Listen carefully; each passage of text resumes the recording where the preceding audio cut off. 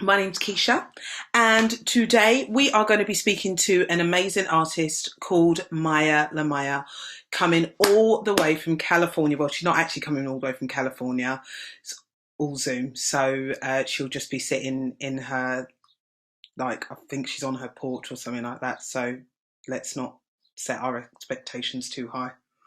Um, she is an amazing artist. She was one that we featured on the She Can Jam Presents while we have been in lockdown. And I personally really loved her music and I wanted to get to know her a little bit more. So I would love to get to know her with you. And what do they say? What do people say? Without further ado, let's admit Maya Lamaya in the room. Hello. Hi, babe. You all right? I'm doing so good. How are you? I'm good. I'm really sorry about the. I left you in the waiting room a little bit longer than expected. There was a knocking at the door, which I thought was a knocking at my door, which wouldn't have made sense, but I realised it was next door.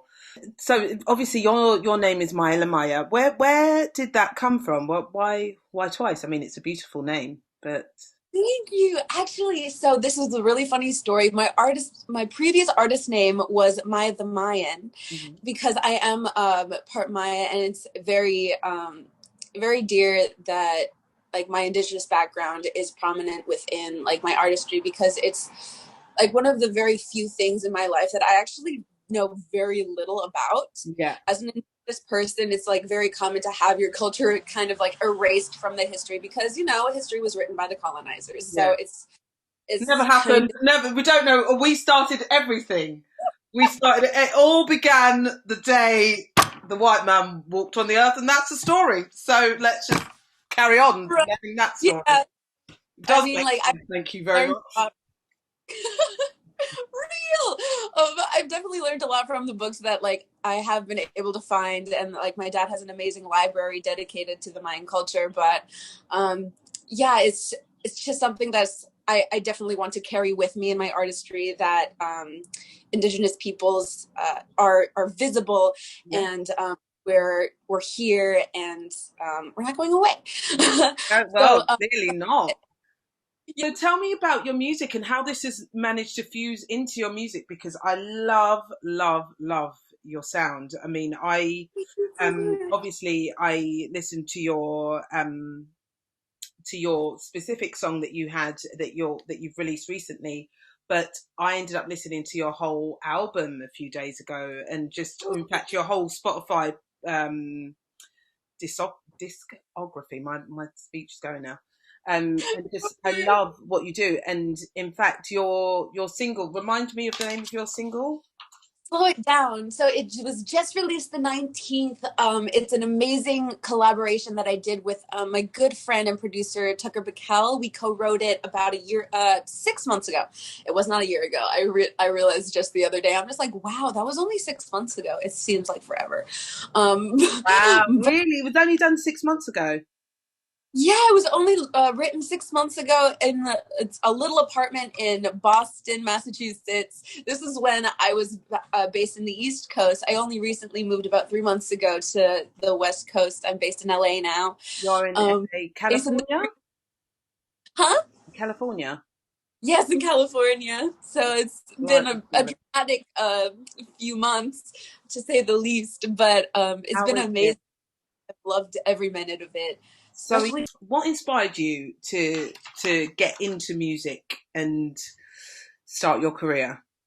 Right. So I was actually born into a musical family. Both of my parents are concert pianists.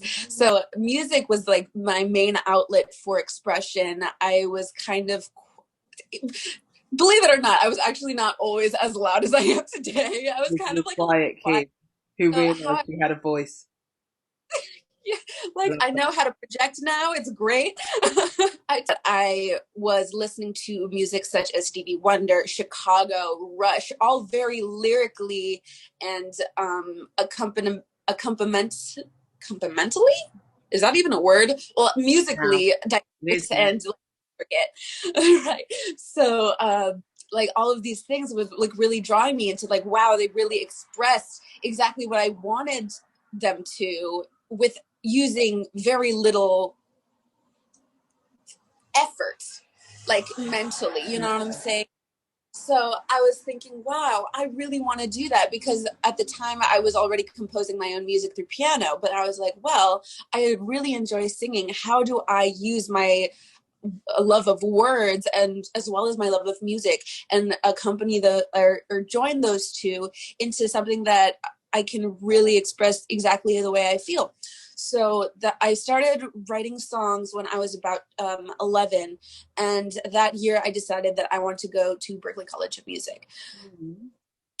I knew that when I was 11.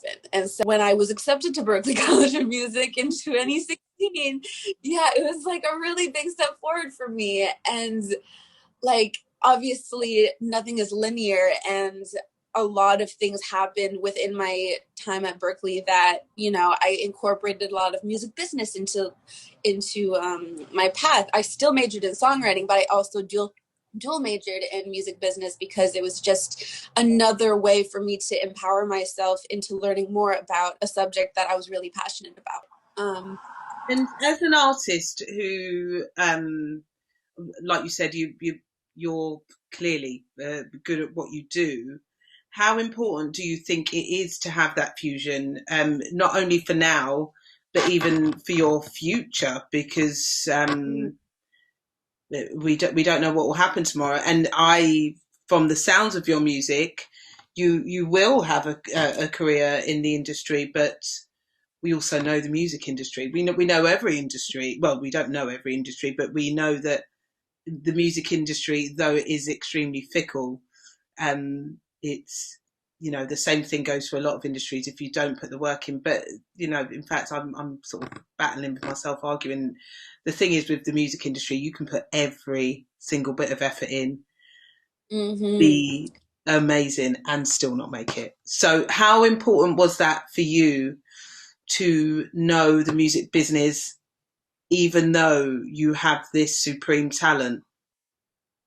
Well, studying it, I realized that if you don't know the rules of the game, there's no way you can play the game fairly compared to everyone else, especially in an industry where independent artists are currently kind of taking over. Labels are no longer relevant, in my opinion. Like I've seen like communities grow solely independently without the help of big labels, big money.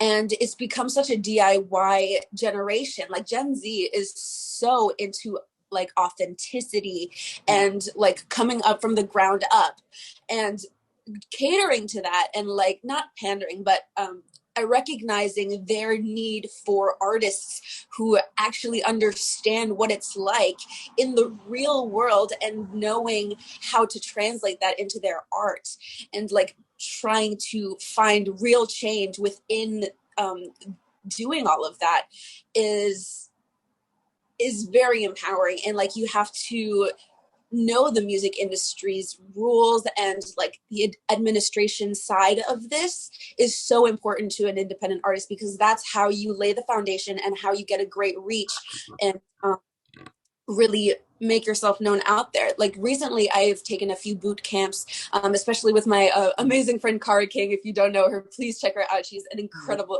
artist. Instagram handle? Yes, it's at that_Kara. Her name is Kara King. She's based in New Zealand currently, and she's my best friend in all the world. Oh, that's so nice. And Kara, is that a C or K? A C. Cool. I did think so, but I just wanted to double check. But recently, okay, sorry, I revolves back to boot camps. I was in a few boot camps learning about how best to release music like a label is what it was. I forget his last name, but there was this amazing individual called Alistair. He was a Sony representative and marketing manager for artists, and he had this boot camp. And I realized that there's so many gates. There's a lot of gates withheld from independent artists because the labels know if they had access to any of this information, they would become obsolete. So it's definitely important to educate yourself to navigate those gatekeepers and to find that information, because it will change how you release music. It will change how people perceive your music, and it will change how far of a reach you can find for your music. Finding your niche and finding your fan base is essential to your growth. And if you don't have those things, if you don't know where to find them, it's not going to push yourself forward, and it's going to take basically a miracle for you to make it in the industry. Yeah. So right now I'm finding all of those gates and finding those gatekeepers and finding that information to really grow myself as an artist, finding those footholds, and I'm hoping that it'll work. So with that in mind, what would you say when you're writing a song, your creative process is? Okay, so my creative process definitely changes every time I write a song, because every song is different, honestly. Sit down and you like let your creative outlet be what it is, an outlet. It's very therapeutic, and if you lose that as an artist, I feel like it becomes less authentic when you write for. Have you ever lost it? Or as an artist, would you say you've ever lost your creative tick, as you put it? I mean, definitely as an artist, there's always going to be those days where it's just a block. Yeah. Definitely has happened to me multiple times. And the way that I kind of, work through it is I have a detox day where I don't even think about music. We're watching Netflix, we're eating ice cream, we're going to go for a walk outside maybe. Like, it's just taking care of moi. Yeah. And the next day, I just have a free write where I just unfilter myself and I write out anything that comes to my mind. It doesn't even have to be good. Like, it's especially when it's not good is when I find the things that spark my creativity is in the mundane. Mostly like when artists have writer's block, I think it's because we overcomplicate our job and we overcomplicate the things that we're supposed to convey instead of being true to ourselves and like knowing that we have one message that we want to say right now, and what is that? I think it's important also to understand, which I often have to tell myself, that, do you know what? Life's hard, like life is hard, and you're getting through it. And, if for example, you've got writer's block because you're thinking about A, B, C, D, E, because there is A, B, C, D, E going on. And sometimes you've got to, exactly like you said, say, I'm out, going to watch Netflix and I'm going to go for a walk. Those things are still there, and I'm not going to pretend they're not, and that I'm stronger or bigger than these things. But right now I'm just going to choose not to have to deal with it. And do you know what? It's that beautiful revelation when you go, oh, the world didn't end because I didn't do these things. We just had to wait 24 or 48 more hours, and I've just chilled so I can do it in a more calm and peaceful way. Job done.